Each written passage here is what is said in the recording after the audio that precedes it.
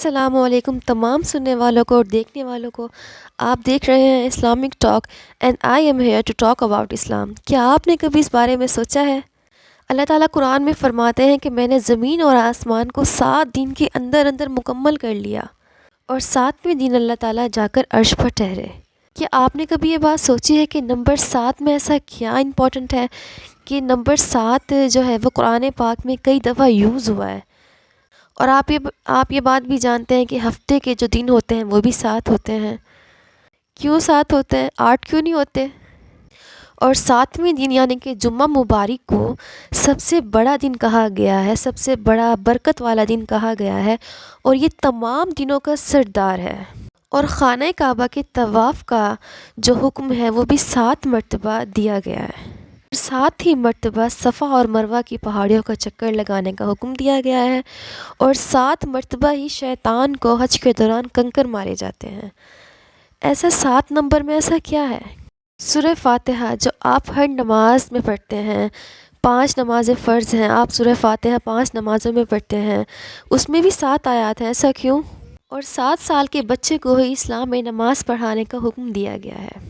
7 دروازے جنت کے بیان کیے گئے ہیں، اور جبکہ 7 ہی دروازے جہنم کے یعنی کہ دوزخ کے بیان کیے گئے ہیں۔ 7 ہی کیوں؟ یہاں تک کہ مصر کے جو بادشاہ تھے فرعون، انہوں نے جو خواب دیکھا اس میں بھی انہوں نے 7 جو ہیں وہ موٹی گائیں دیکھی اور 7 دبلی پتلی گائیں دیکھی۔ قوم عاد پر اللہ تعالیٰ نے 7 راتیں اور 8 دن کا عذاب نازل کیا۔ اس کے علاوہ جو آپ آسمان میں رینبو دیکھتے ہیں اس کے اندر بھی 7 رنگ ہوتے ہیں، اور یہاں تک کہ جو میوزک ہوتا ہے، آپ جو موسیقی سنتے ہیں اس کے بیسک جو سر ہوتے ہیں وہ 7 ہوتے ہیں، 7 ہی سمندر ہوتے ہیں، 7 ہی بر اعظم ہوتے ہیں۔ آخر 7 نمبر میں ایسا کیا ہے جو ہمیں قرآن کے واقعات میں بھی اور کائنات کی بناوٹ میں بھی دیکھنے کو ملتا ہے؟ آخر اس میں ایسا کون سا راز چھپا ہے؟ And I'm damn sure that you do not know دس۔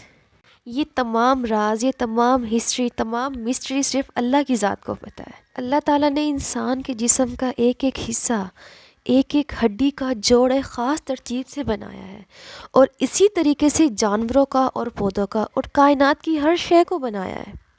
کائنات کی ہر چیز اس بات کا اشارہ کرتی ہے کہ اس کا بنانے والا صرف ایک ہی ہے، اور وہ اللہ سبحانہ و تعالیٰ ہے۔ قرآن پاک میں کہو کا لفظ 332 مرتبہ استعمال ہوا، جبکہ اس کے جواب میں انہوں نے کہا کا لفظ 332 مرتبہ استعمال ہوا۔ لفظ فرشتے 88 مرتبہ استعمال ہوا، اور لفظ شیطان بھی 88 مرتبہ استعمال ہوا۔ جنت اور جہنم کا ذکر بھی 77 مرتبہ ہوا۔ زکوٰۃ اور برکت کا لفظ 32 مرتبہ قرآن پاک میں آیا۔ 5 مرتبہ سردی کا موسم اور 5 مرتبہ گرمی کے موسم کا ذکر ہوا۔ 23 مرتبہ مرد اور 23 مرتبہ عورت کا ذکر ہوا۔ اللہ کے ہر کام میں خاص ترتیب دیکھنے کو ملتی ہے۔ اللہ اکبر۔ اور اسی طریقے سے موت کا ذکر 140 مرتبہ اور زندگی کا ذکر بھی 140 مرتبہ کیا برابر۔ کیا اب بھی آپ یہ بات کہیں گے کہ یہ محض ایک اتفاق ہے؟ ان سب باتوں کا راز، سیکرٹ اور مسٹری صرف اللہ کی ذات کو پتہ ہے۔ میں نے آپ تک یہ باتیں بہت ہی سرچ کر کے پہنچائی ہیں۔ اگر آپ کو میری باتیں اچھی لگیں تو پلیز میرے چینل کو سبسکرائب کریں، تاکہ مجھے موٹیویشن ملے اور میں آگے مزید آپ کے لیے اچھی ویڈیوز بناتی رہوں۔ Thank you.